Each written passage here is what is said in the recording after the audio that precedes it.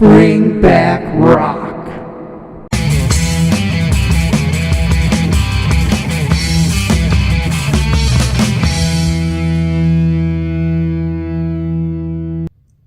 Hey everybody, it's Dean. Welcome to Bring Back Rock. Today we're talking about something different, something I haven't done before, but something I found interesting, so I thought you might find interesting.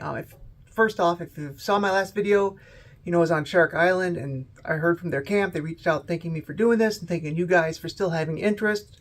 Wanted to let you know they have new merch out, and they're getting ready for shows in 2026. Always cool when you hear from either somebody in the band or the band's camp. It's kind of neat. So, all right. So, looking to research Shark Island, something that may come as no surprise to most of you, I have a ton of old rock magazines, and, well, probably not a ton, but sure the hell feels like a ton when I'm moving those boxes. But I have a lot of old rock magazines, and I was looking for Shark Island, and I found an article in January of 1990 Hit Parader. There's always a lead up. If January, if I remember right, probably came out like in November of '89, and there's always a lead up, you know, to get it to press and to get it to the store shelves. But anyway, January 1990 Hit Parader, and I started flipping through it, looking for the Shark Island information, and I was just seeing album after album after, you know, advertisements for album after album after albums. Ones we just talked about recently when I did my 1989 underrated albums and viewer underrated albums. So I found it interesting. Thought you guys might just quick go through just the ones I found just in this one issue of Hit Parader.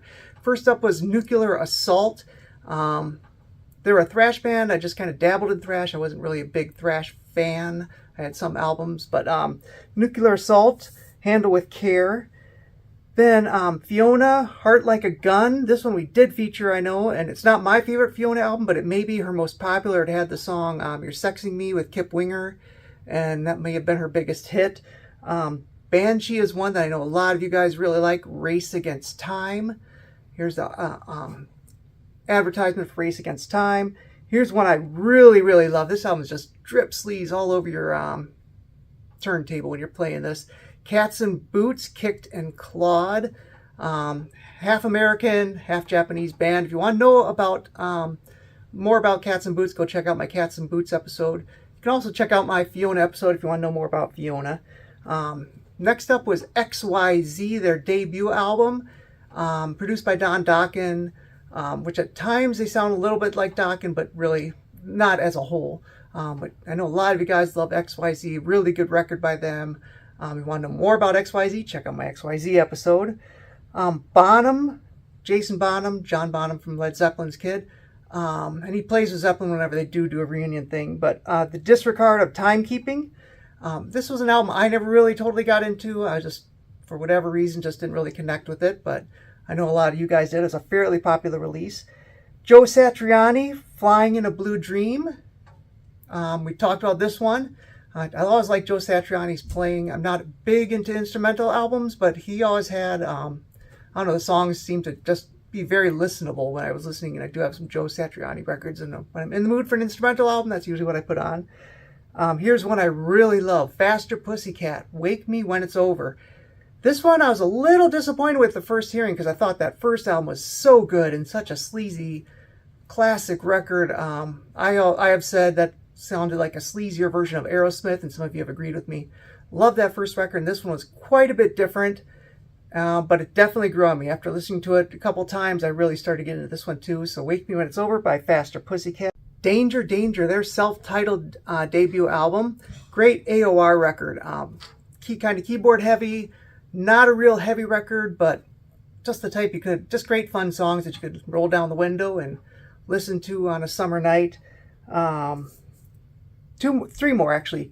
Tora's Surprise Attack album, their debut album, which is great. When I first heard it, I thought it sounded kind of like early Great White, like their debut album. Really good band out of Memphis. Possibly my favorite album cover of all time, Tora Surprise Attack. And then this one, Leather Boys with Electric Toys by Pretty Boy Floyd. They wanted to be the most glam band ever, and they may have succeeded.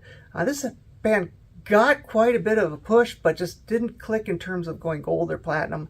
But they are still around, and still, I really like their last album that they made. So, Pretty Boy Floyd still out there, and go check out my Pretty Boy Floyd episode for more on them. I think they may have succeeded in being the most glam band. There are definitely some interesting photos from early on. You can also check out my Tora episode. I didn't mention that, but I do have a Tora episode. They are still putting out music, and really good music, not just their debut and their first 2 albums were on a major label, and they're still doing it well too. So Tora. Then this one, Shocker, the Shocker soundtrack. Wes Craven horror movie Shocker. Really fun watch. I rewatched it not too long ago and really enjoyed it again. But they're kind of featuring Dead On, as you see the bottom half of the ad there. Dead On was on the soundtrack, Voodoo X, but then also Soraya. Check out my Soraya episode. Dangerous Toys. Check out my Dangerous Toys episode. Bonfire, Megadeth, Iggy Pop. Tons of great bands on this soundtrack, including a supergroup that was made just for the soundtrack called Dudes of Wrath, which had Guy Man Dude, who was a professional drummer, played with a bunch of people and then became like really a shredder, great guitar player. Rudy Sarzo from Quiet Riot and Whitesnake, Vivian Campbell from Whitesnake and Def Leppard and Dio, Desmond Child, the songwriter, is also a very good musician. You had Tommy Lee from Motley Crue, and then singing was Paul Stanley and Alice Cooper. Those are huge names, a great supergroup that came together just for this soundtrack, and it's worth owning the soundtrack just for those songs by them. There's a couple songs by Dudes of Wrath. So Shocker, definitely a great soundtrack. All right, so I found all those interesting. I was flipping through, seeing all these albums I loved and knew, and I just thought you guys might too. So something different, plus I need a little more time to work on my 1990 underrated albums. So throwing this out there. I hope you enjoyed. I hope you found it interesting, and I appreciate you guys checking in. Thanks for watching, and I'll catch you on the next episode.